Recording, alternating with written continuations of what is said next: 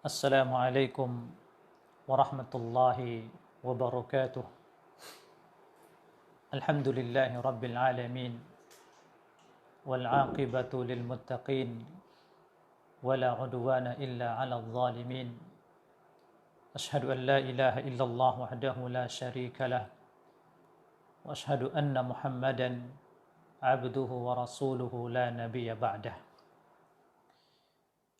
Allahumma salli wa sallim wa barik wa an'im ala nabiyyina Muhammadin sallallahu alaihi wasallam wa ala alihi wa ashabihi wa man tabi'ahum bi ihsanin ila yaumiddin. Amma ba'du. Ayyuhal ahibbah rahimani wa rahimakumullah azza wa jalla.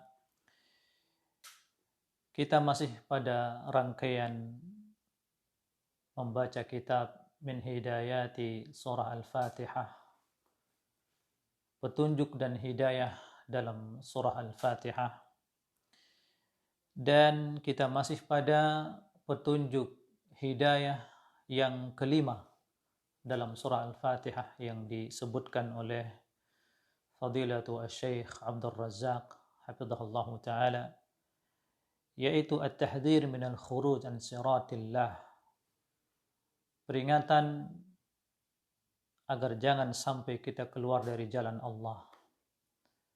Jangan sampai keluar dari jalan yang lurus yang senantiasa kita minta dalam salat kita, ihdinas siratal mustaqim. Akan tetapi demikianlah, setan tidak akan pernah bosan, setan tidak akan pernah berhenti untuk menyesatkan manusia. Dan sudah kita sampaikan, setan ini secara ringkas, secara globalnya, dia akan merusak dan menyesatkan manusia dari dua pintu. Pintu pertama pintu syubhat, dan pintu yang kedua adalah pintu syahwat. Apabila setan melihat sosok manusia ini beriman, kokoh agamanya, maka setan akan terus berupaya menyesatkannya melalui pintu syubhat, sehingga dia terjauhkan dari agama yang benar. Dia kokoh tekun di dalam agamanya tapi berada di atas syubhat, sehingga dia berpaling dari kebenaran. Seseorang apabila telah terkena tipuan syubhat dari setan, maka dia beragama di atas agama yang tidak benar, dan dia akan dikokohkan oleh setan di atas syubhat tersebut. Itu pintu yang pertama.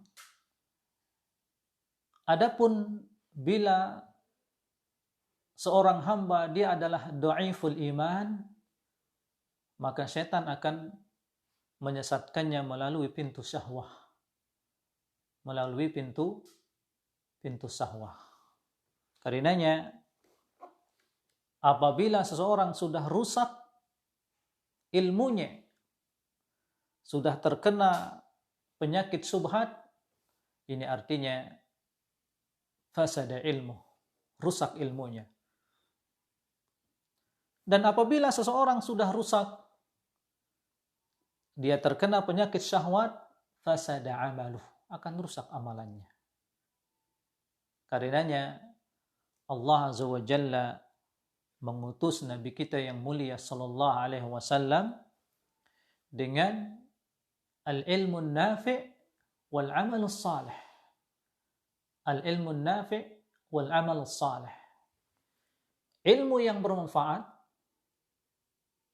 dan amal saleh. Di atas ini diutus Nabi kita yang mulia sallallahu alaihi wasallam. Orang yang rusak ilmunya, maka ilmunya tidak akan bermanfaat. Orang yang rusak amal perbuatannya, maka dia akan keluar dari apa? Dari amal yang saleh. Allah berfirman, huwallazi arsala rasulahu bil huda wa dinil haq. Dialah Allah yang telah mengutus Rasulnya bil huda, dengan hidayah. Hidayah di sini apa? Al-ilmu nafi', ilmu yang bermanfaat. Wa dinil haq, dan agama yang hak itu apa? Al-amalus salih. Itulah agama yang hak. Seseorang apabila dia berilmu, ilmunya benar, kemudian dia beramal, amalannya sesuai dengan ilmunya yang benar tadi, maka dia telah mengumpulkan dua hal ini. Dia berada di atas al-huda dan dinul haq, agama yang benar.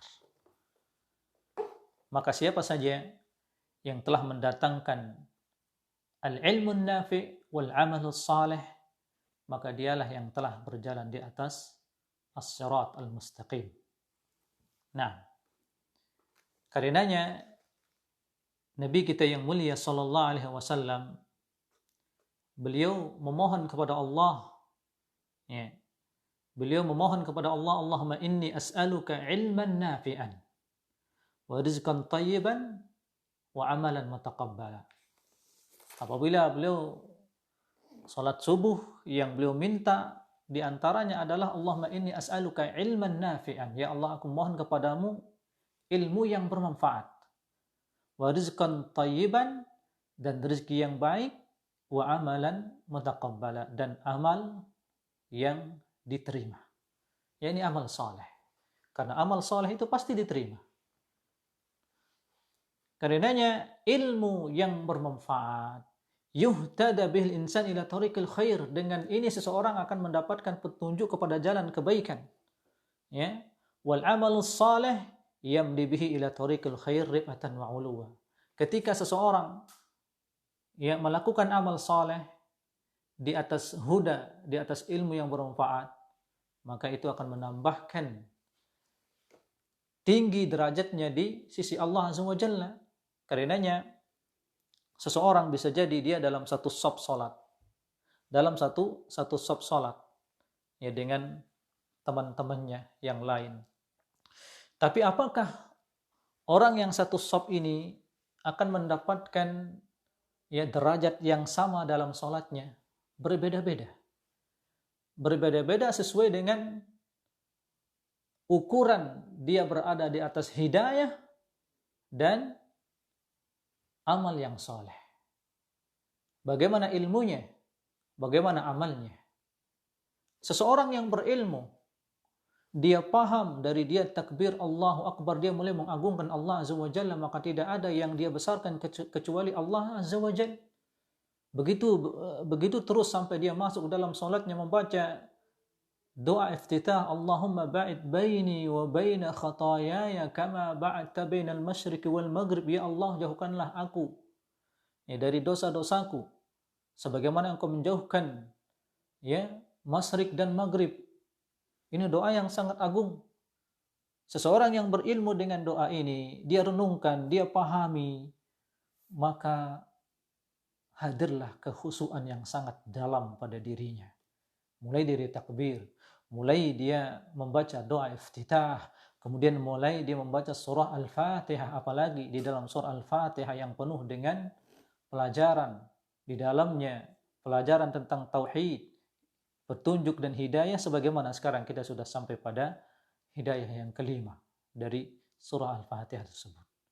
Maka orang yang seperti ini, apakah sama dengan orang yang tidak memahami bacaan takbirnya, tidak memahami doa iftitahnya, tidak memahami, tidak mengilmui bacaan surah Al-Fatihahnya?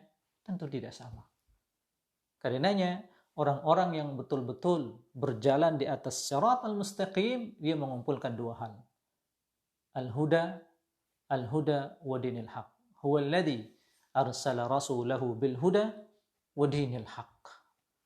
Nah, jamaah yang dimuliakan oleh Allah Azza wa Jalla, dan seseorang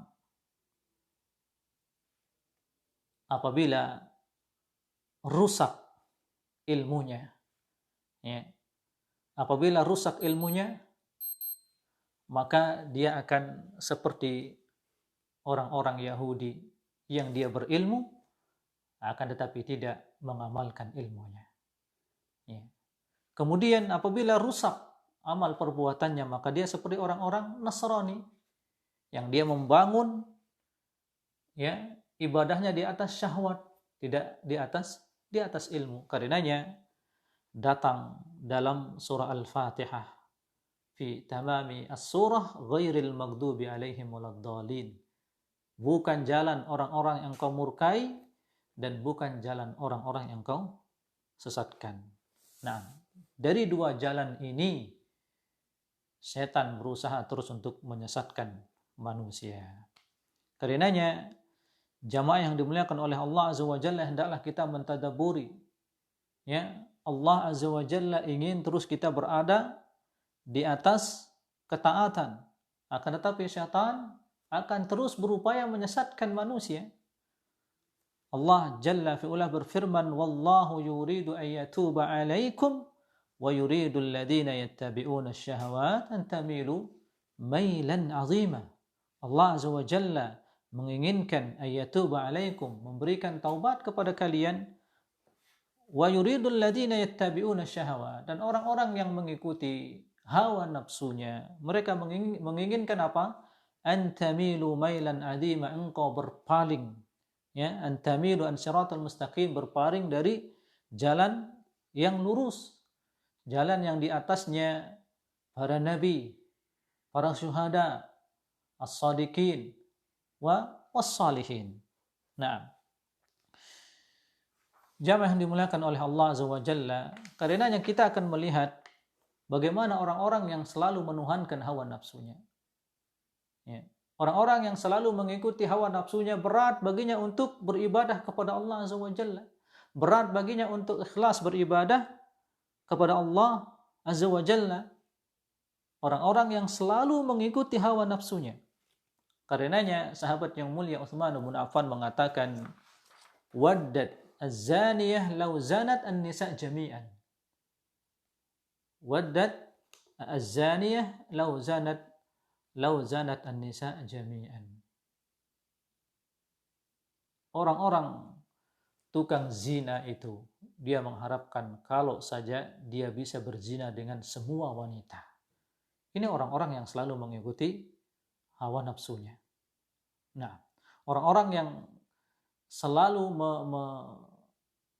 menghiasi hidupnya dengan mengikuti hawa nafsunya.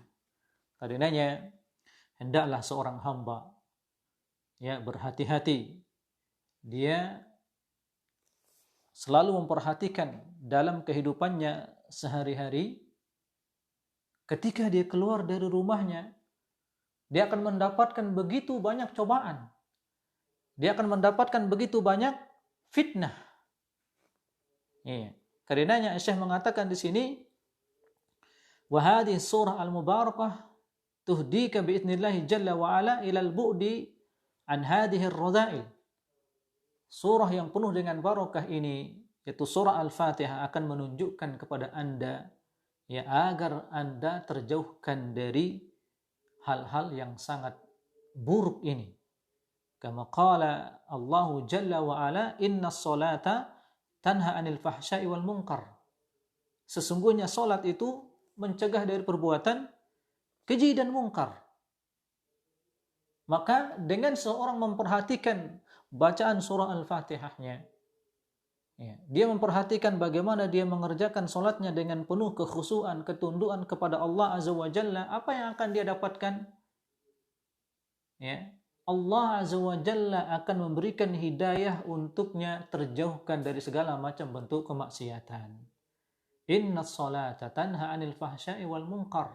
Sesungguhnya salat itu mencegah dari perbuatan keji dan mungkar. Was-shalah a'zamu arkaniha al-Fatihah, dan salat ini yang paling besar rukunnya adalah Al-Fatihah.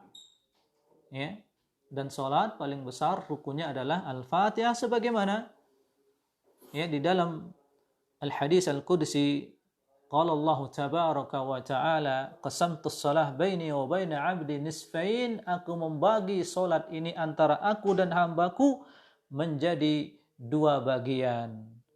Fasammal Fatihah salah, maka di sini Allah Jalla fi'ulah menamai Fatihah itu dengan dengan salat. Lakin as-shalah allati tanha 'anil fahsya'i wal munkar, akan tetapi salat, ya, salat yang mencegah seseorang dari perbuatan keji dan mungkar apa? Seseorang yang melaksanakan salat dengan penuh mentadabburi surah Al-Fatihah yang dia baca. Dia penuh mentadabburi kalamullah, ayat-ayat Allah yang dia baca. Begitu seterusnya doa ruku'nya, doa sujudnya, dan seterusnya. Naam. Kita lanjutkan insyaallah pada kesempatan berikutnya. Sallallahu ala nabiyina Muhammad wa ala alihi wa sahbihi wa sallam. Wassalamualaikum warahmatullahi wabarakatuh.